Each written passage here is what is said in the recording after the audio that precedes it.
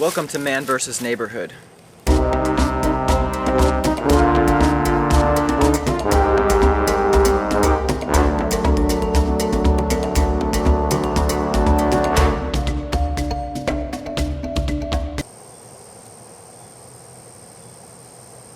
I've just been dropped off at my most remote location yet.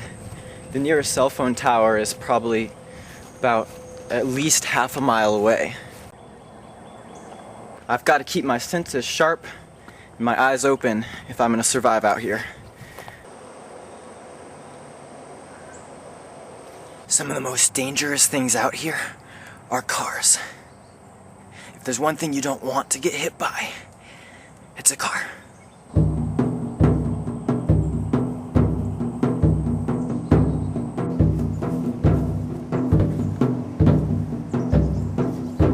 Okay, I got lucky. He didn't strike, but I still have to be on my guard.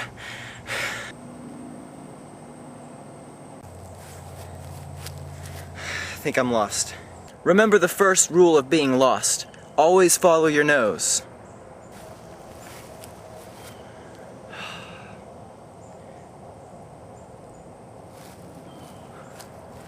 Dadgummit, sometimes I hate my nose.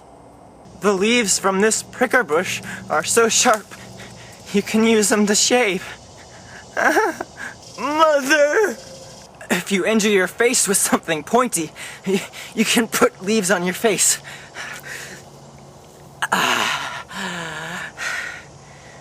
Wait, is this poison ivy? You can kind of make a bandage out of like big old leaves. The thing that I found with these though is you have to kind of be careful where you're going because your vision is severely limited. Road crossings must be undergone with extreme caution. If you break a leg while crossing one of these, you're going to be incapacitated for the rest of your journey. You might die. You want to scan the territory, look left, look right, and look at your shoes. You definitely don't want to trip on your first step. Looks like I'm good to go. I'm going to take my first step. One thing you want to keep an eye out for as you're wandering around is plants with flowers on them, because if you bump into them, sometimes flowers and stuff get caught in your hair and then people will call you pretty. It's unacceptable. We're out here surviving. We're being men. And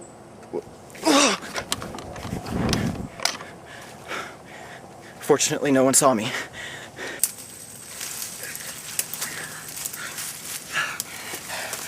Notice my ability to crawl along the forest floor. Without this crucial skill, you may have to walk everywhere. It is the most fundamental skill of a human. You start crawling as a baby. Somehow we just lose sight of that as we get older. It's time to get back to basics. Let's go.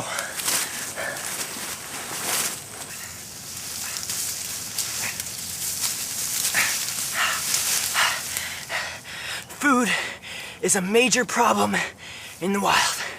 Without the proper sustenance, you might just fall over, pass out, your senses are weakened. Anything could happen. You need to try to get at least an essential diet from your surroundings. Here, we have wild dirt. Not the most delicious, but full of nutrients. But I'm feeling fine right now. I'll press on. Just as important as food out here is water. Without it, you could become delirious, get heat stroke, you could get thirsty. Fortunately, your body produces saliva. I've survived out here hours on end by just swallowing my own saliva. A little bit gross, but out here, you just gotta suck it up. Literally. Either that or there's this bird bath. You want to be on the lookout for things like this. Markings in the sand could denote a source of food has passed this way, or even a source of danger. You can take clues from the markings you find. Now, I'm pretty sure I made these. One common problem in the wild is psychological. In isolation, free of human contact for weeks on end, people go crazy. One good test to determine if you're going insane is to ask yourself, who am I? And if your answer is different than who you are, it's a good bet you're going crazy. Who am I? The wildlife out here is so diverse and beautiful. Here's a bug. Die!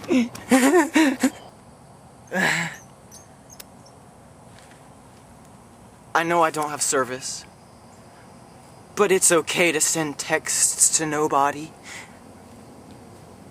in your final moments.